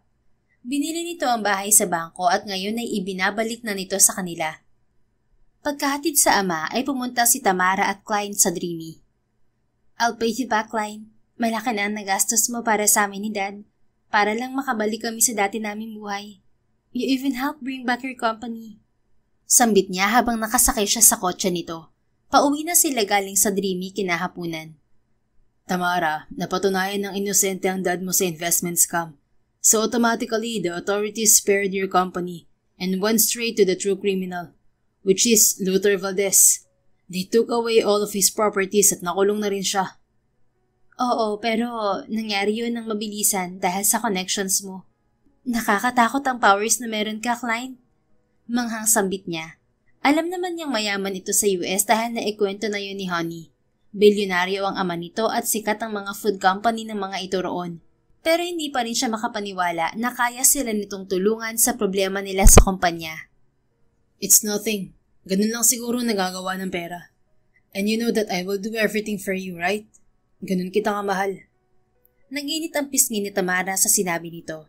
Napaiwas tuloy siya ng tingin at tumawa na lang sa labas ng bintana. Halos mabingi na siya sa lakas ng kabog ng kanyang dibdib. Alam niyang mahal na niya ang binata at hindi na niya kayang pigilan ang nararamdaman para dito. Maya-maya ay nagulat siya nang huminto ang kotseng sinasakyan nila sa tabi ng isang bakanteng lote. Bakit tayo huminto, Klein? Just wanna show you something. Come here, baba muna tayo. Inakay siya nito pababa ng kotse. Napangiti si Tamara nang maramdaman ang malamig na simoy ng gabi. Tanging malamlam na streetlights lamang ang nagbibigay ng liwanag sa bakanteng lote na kinaroroonan nila. Maya-maya ay nagulat siya nang hawakan siya ni Klein sa magkabilang bewang. Dahan-dahan naman itong isinampay ang mga braso niya sa batok nito. What are you doing? Naguguluhan niyang tanong sa binata. Nasabi ko na ba sa'yo na sobrang ganda mo? Tanong nito habang mariing nakatitig sa kanyang mga mata. Nag-init ang pisngi niya sa sinabi nito at napalunok. Yes, a lot of times. Hindi naman kita masisisi eh. I'm pretty naman kasi talaga. Humagikik siya. Nasabi ko na rin ba na hulog na ako sa'yo? Dinilaan niya ang nanunuyong mga labi bago sumagot. Yes, a lot of times too. Nasabi ko na rin bang, what's with you, Klein? Bakit parang nagiging corny ka? Birong pambabara niya rito. Ngunit sa kaibuturan ng kanyang puso ay kilig na siya. Parang nahuhulaan na kasi niya ang nais nitong ipahiwatig. Corny? Corny na pala ngayon nang mag-express ako ng feelings ko towards you. No, I'm just... Well, nahihiya lang ako. Natigil siya sa pagsasalita nang makarinig ng sunod-sunod na putok sa hindi kalayuan. Nagulat siya at napatingala nang lumiwanag ang paligid at ang kalangitan dahil sa sunod-sunod na putukan ng mga makukulay na fireworks. Wow! Tanging nasabi ni Tamara sa sobrang pagkamangha. Nanlaki ang mga mata niya nang biglang bumuo ng mga salita ang mga fireworks sa kalangitan at nabuo ang salitang, Will you be my girlfriend, Miss Conyo? Napatili siya at hindi napigilang hampasin sa balikat ang tatawa-tawang si Klein. Nakakainis ka. Naiiyak ngunit kinikilig niyang tili. Bakit ka naiinis sa akin? Nag-effort na nga ako para lang itanong sa'yo yun. Ang mahal kaya ng binayad ko ron. Pabirong reklamo nito bago siya nito hinawakan muli sa magkabilang bewang. Nabura na sa kalangitan ng mga salita, kaya naman binalingan niya ang binata at tinitigan sa mga mata. Thank you for making me happy, Klein. Gusto kong bumawi sa'yo sa lahat ng tulong mo sa amin ni Dad. Ngumiti ito ng matamis. You're always welcome, Tamara. I love you, and I'll always do. Wala kang kailangang bawiin. Ang pananatili mo sa tabi ko ay sapat na. Dahil sa labis na tuwang nararamdaman, ay walang pag-aalinlangang hinalikan niya ito sa labi. I love you, Klein. I want to be with you. Napakurap-kurap ito at namula ang tenga dahil sa ginawa niya. Really? So, we're official? Tumango siya at muling ngumiti ng matamis. Napahiyaw ito sa tuwa at binuhat pa siya habang iniikot-ikot. Natatawang hinampas niya ito sa balikat dahil hilong-hilo na siya. I love you so much, Tamara. Masuyo nitong sambit habang magkadikit ang kanilang mga noo. I love you too. Thank you for loving me, Klein. I promise, I will love you and I will take care of you kagaya ng mga ginawa mo para sa akin. Naiiyak niyang tugon. Anything for you, my love. Nagyakapan sila ng mahigpit at pakiramdam ni Tamara ay ayaw na niyang matapos ang gabing yon. Sa mga sumunod na araw ay pinakilala na siya ni Klein sa ina nitong si Sally. Nalaman niya na may sarili itong flower farm at yun ang pinagkakaabalahan ng ginang. Mabait ito at palaging nakangiti. Tinanggap na rin ng ginang na hindi kayang manatili ni Klein sa bahay nito dahil nga may kumpanya itong pinapatakbo sa US. Gayunpaman, nangako si Klein na bibisitahin palagi ang ina sa Pilipinas. Hindi naman naging madali ang pagbawi ng sa Avedra Ventures sa tiwala ng mga tao. Ngunit naniniwala si Tamara na darating ang araw at tuluyang babalik ang tiwala ng mga ito sa kumpanya, lalo pat business partner na nila si Klein. Tumigil na rin ang mga pambabatikos na natatanggap niya online at masaya siya roon. Samantala, nagpatuloy naman ang pagiging sikat ng Dreamy, ang milkshake shop ng kaibigan niyang si Honey. Kaya naman kahit wala na sila roon ni Klein, ay kampante siya na magpapatuloy ang magandang takbo niyon. Nagdesisyon na rin si Tamara na sumama na kay Klein sa US at doon magtrabaho sa kumpanya nito bilang isang executive assistant ng binata. Pinayagan na siya ng amang si Alfred dahil batid nito na masasaya siya sa piling ng lalaking minamahal. Ngunit syempre, hindi niya nakalimutan bisitahin at kamustahin ng ama. Umuuwi sila ni Klein sa bansa 2 hanggang 4 na beses isang taon. Mainit din siyang tinanggap ng Amerikanong ama ni Klein na si Charles Anderson, na bukod sa mabait ay sobrang gwapo din katulad ng anak nito. 2 taon ng pagmamahalan ang lumipas bago ikinasal sina Tamara at Klein. Hindi na siya ang dating spoiled brat at gastadora. Natutunan niyang mabuhay ng simple, magtrabaho ng marangal at magsikap para sa sarili. Hindi dahil kailangan, kundi dahil gusto na niyang maging taong karapat-dapat sa bagong buhay na ipinagkaloob sa kanya. Dumating si Klein sa panahon ng paghihirap. Hindi niya ito hiniling, pero ipinagkaloob. At sa tulong nito, muli nilang naibangon ng kanyang ama ang kumpanyang minsang bumagsak. Totoo ngang dumarating ang tulong sa tamang oras, sa tamang paraan at sa tamang tao. Kasama ng kambal nilang anak na parehong minana ang asul na mata ni Klein, masaya at payapa na silang namumuhay habang patuloy sa pamamalakad sa negosyo ni Klein na madalas ay kanyang tinutulungan din. At sa mga anak nila, iniukit ni Tamara ang pinakamahalagang aral mula sa lahat ng pinagdaanan niya. Learn to value what you have before life teaches you how it feels to lose everything. And when you lose it, don't lose yourself too. Dahil sa dulo ng bawat pagbagsak ay may bagong simula at sa likod ng bawat pagsubok may nakatagong dahilan. Minsan, ito'y pagbabago. Minsan, ito ay pag-ibig. The end. If you enjoyed this story, please don't forget to like, subscribe, comment, and share. Your support helps us reach more people and spread the love. Thank you for tuning in, and we're looking forward to seeing you again soon. In the meantime, please take care and may God bless you always.